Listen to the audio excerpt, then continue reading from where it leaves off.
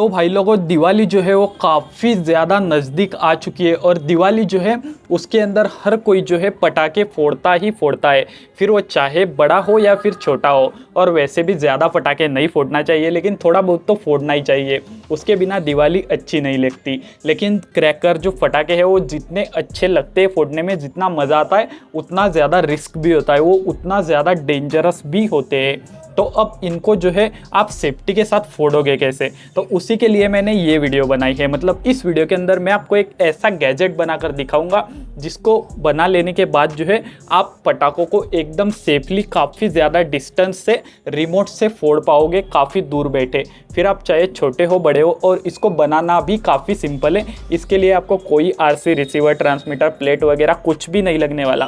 काफ़ी simple technique मैंने इसमें यूज़ किया है, जो कि घर में पड़े हुए कबाड़ से आप इसको बना लोगे। तो चलो इस तरीके का एक रिमोट बॉम्ब लॉन्चर बनाना। तो भाइयों, यहाँ पे इस रिमोट कंट्रोल बॉम्ब लॉन्चर को बनाने के लिए सबसे पहले आपको एक इस तरीके का लकड़ी का टुकड़ा लेना है। और ये जो लकड़ी का टुकड़ा है, इसके ऊपर आपको इस साइड से एक और इस साइड से कुछ इस तरीके से 2 स्क्रू लगा लेने हैं। उसके बाद भाई लोगों, आपको इस तरीके का कॉपर का तार लगने वाला है। ये जो है इंसुलेटेड कॉपर वायर है, तो इसको मैंने इस तरीके से ट्विस्ट कर लिया है। इसकी जो लंबाई है आप अपने हिसाब से रख सकते हो। यहाँ पे मैंने करीब 1.5 से 2 मीटर का रखा है, उतने दूरी से ये वर्क करेगा। तो आप चाहो उतना लंबा इसको बना सकते हो, लेकिन जितना लंबा आपको इसको बनाना है उतना तार की मोटाई ज़्यादा यूज करनी पड़ेगी। और ये जो तार है ये आपको इस तरीके के पुराना जो खराब हो चुका ट्रांसफार्मर है उसमें से मिल जाएगा, या फिर इस तरीके का खराब ट्रांसफार्मर भी नहीं है तो एक दो आपके पास कोई 775, 550 इस तरीके की खराब डीसी मोटर है, तो उसके अंदर से भी आप इस तरीके के तार का जुगाड़ जो है कर सकते हो। इस तरीके के तार का जुगाड़ हो जाने के बाद ये जो तार के ऊपर इंसुलेशन है उसको आपको सैंड पेपर से या फिर चाकू से घिसकर उतार देना है। और उसके बाद ये जो दोनों टर्मिनल है इनको एक एक करके दोनों स्क्रू के साथ लपेट देना है।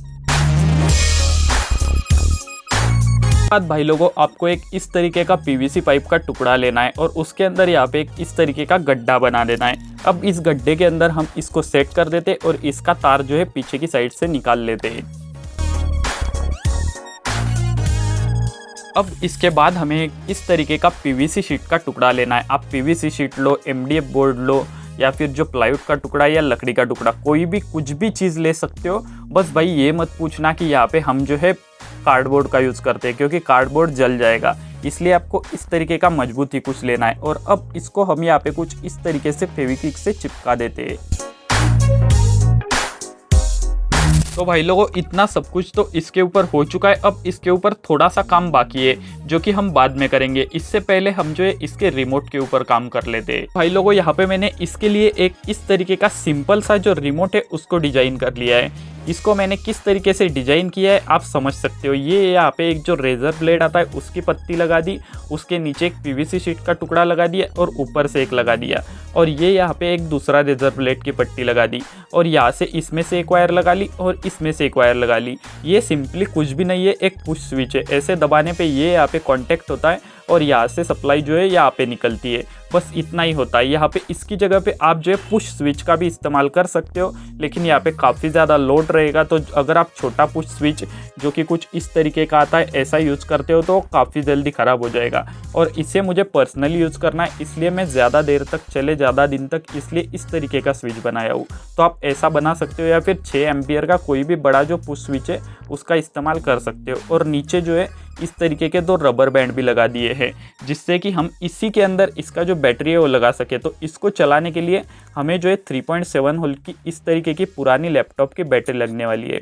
तो इसको जो है हम कुछ इस तरीके से रबर बैंड के नीचे यहाँ पे फिट कर देंगे और उसके बाद इसको सोल्डर कर देंगे। तो भाई लोगों, इस तरीके से ये इजीली सेट हो जाता है। अब ये जो वायर है इसको यहाँ पे नीचे की साइड में सोल्डर कर देना है। उसके बाद यहाँ पे जो हमारा जो हमने पहले बनाया सेटअप, उसका एक वायर और दूसरा वायर यहाँ पे लगा देना है। तो चलो जल्दी से इतने कनेक्शन कर लेते हैं।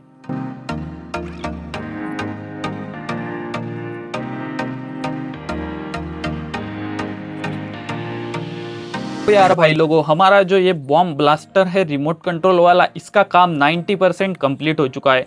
सब कुछ कनेक्शन वनेक्शन हो चुके हैं, सिंपल सी चीज़ है। अब यहाँ पे हमें जो है एक इग्नाइटर लगाना पड़ेगा, मतलब एक हीटिंग एलिमेंट लगाना पड़ेगा जो कि बॉम्ब की जो बत्ती है उसको जलाएगा। तो उसके लिए यहाँ पे मैं फ़िलहाल यूज़ कर रहा हूँ इस तरीके का नाइक्रोम वायर। ये जो है मैंने पुराना जो हेयर ड्रायर है उसमें से निकाला है। आप सोल्डरिंग आयरन, इस्त्री या फिर कोई सेगड़ी, किसी भी चीज़ में से नाइक्रोम वायर निकाल सकते हो।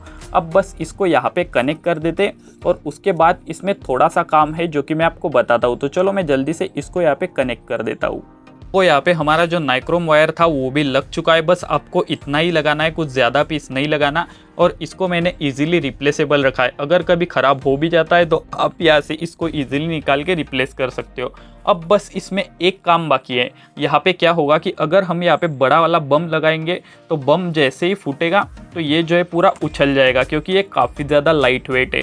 तो काफ़ी सारे भाई लोग यहाँ पे क्या करेंगे कि ईंट पत्थर वगैरह रखने का आइडिया देंगे, लेकिन वो थोड़ा अच्छा नहीं लगता, प्रोफेशनल नहीं लगता। इसलिए हम क्या करेंगे, ये पाइप मैंने सिर्फ उसी लिए लगाया है। इसके अंदर मैं क्या करता हूँ, जो हमारा सीमेंट है, सीमेंट और जो रेती है, बालू है, उसको मिक्स करता हूँ। मतलब कंक्रीट का माल इसके अंदर पूरी तरीके से यहाँ तक भर देता हूँ, जिससे कि इसका वेट काफ़ी ज़्यादा हेवी हो जाएगा, 1 से 1.5-2 किलो का हो जाएगा, जिसके बाद ये बम फटने पे भी नहीं उछलेगा। तो चलो जल्दी से मैं यहाँ पे सीमेंट कंक्रीट को भर देता हूँ और सूखने के लिए इसको रख देता हूँ। जैसे ही सूखता है उसके बाद हम इसका सीधा टेस्टिंग देखेंगे। तो भाई लोगों, आप देख सकते हो कि हमारा बॉम्ब लॉन्चर जो है 100% रेडी हो चुका है। मैंने इसके ऊपर जो है सीमेंट कंक्रीट का मिक्सचर जो है उसको डाल दिया, पूरा यहाँ तक भर दिया है। और अब इसका वेट जो है ना भाई 1.5 से 2 किलो का हो चुका है। इतना ज़्यादा हेवी भाई ये हो गया। तो ये काफ़ी बड़े से बड़े बॉम्ब से भी यहाँ पे नहीं उड़ने वाला। लेकिन यहाँ पे भाई मैं आपको इसकी टेस्टिंग के लिए यहाँ पे कोई भी पटाखा या फिर बॉम्ब चला के नहीं दिखा सकता, क्योंकि यहाँ पे दिक्कत क्या है कि मैं यहाँ पे फ़िलहाल जो भी शूटिंग कर रहा हूँ, जो वीडियो शूट कर रहा हूँ, वो टेरेस के ऊपर कर रहा हूँ। तो यहाँ पे अगर मैंने कोई छोटा भी पटाखा फोड़ा ना तो नीचे आवाज़ चली जाएगी और इधर उधर भी आवाज़ चली जाएगी। तो इधर उधर के जो लोग हैं वो सब कुछ देखने के लिए आ जाएंगे कि भाई यहाँ पे चल क्या रहा है। इसलिए मैं आपको यहाँ पे पटाखा चला के नहीं दिखा सकता। और उसके साथ साथ जो है ना, आप बोलोगे कि भाई पटाखे की बत्ती जो है उसको तो जला के दिखाओ, लेकिन वो भी मेरे पास फ़िलहाल अवेलेबल नहीं है। लेकिन कुछ तो टेस्टिंग देना पड़ेगा। तो उसके लिए मैं क्या करता हूँ कि ये जो माचिस की तिल्ली होती है ना, इसको यहाँ पे रखता हूँ। आपको बस सेम यहीं पे मैंने देखो इस तरीके का एक मतलब हुक टाइप का, एक राउंड टाइप का बनाया है। इसके अंदर बस बॉम्ब की, पटाखे की, रॉकेट की कोई भी बत्ती को अटकाना है और इस तरीके से मतलब यहाँ पे रख देना है।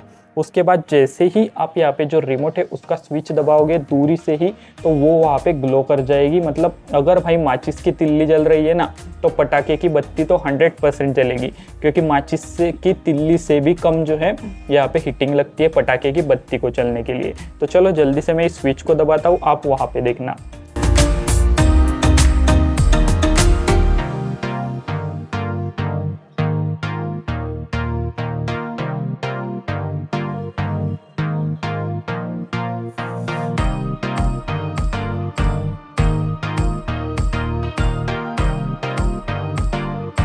लोगों, आपने देखा कि हमारा जो पटाखे जलाने का मशीन है वो काफ़ी बढ़िया से वर्क कर रहा है। मैंने आपको यहाँ पे 3 जो है आपके सामने माचिस की तिल्लियाँ जला के दिखाई। अगर माचिस की तिल्ली जल सकती है तो बॉम्ब की बत्ती 100% जल सकती है। यकीन मानो मेरे पास नहीं था, वरना मैं आपको टेस्टिंग ज़रूर से बॉम्ब पे भी दिखा देता। तो बस आज के लिए इतना ही। आपको ये मशीन कैसे लगी और आप इसको बनाओगे कि नहीं, ये चीज़ मुझे कमेंट करके ज़रूर बताना। तो चलो मैं मिलता हूँ आपको नेक्स्ट वीडियो में। तब तक आप सभी भाइयों को मेरी तरफ से हैप्पी दिवाली। भाई मैं वीडियो के शुरुआत में बोलना भूल गया, तो चलो लास्ट में बोल देता हूँ। तो अगर आप भी मुझे हैप्पी दिवाली कहना चाहते हो तो कॉमेंट सेक्शन है ही, मैं हर किसी की विश को रिसीव करूँगा। तो चलो मिलते हैं नेक्स्ट वीडियो के अंदर।